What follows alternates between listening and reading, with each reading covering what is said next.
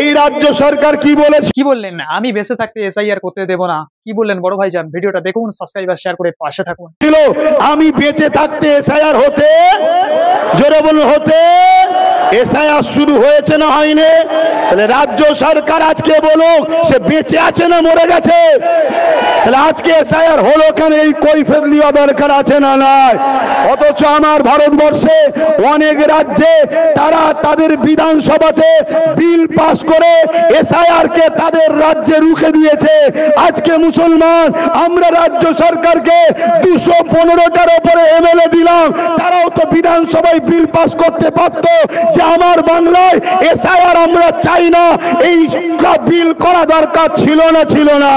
কিন্তু বাইরে বলছে এসআইআর হতে দেব না, যদি হয় লড়াই করব, একটা নাম বাদ গেলে ছাড়বো না। উপরন্তু 221 কোটি টাকা এসআইআর যাতে হয় রাজ্য সরকার খরচ করছে।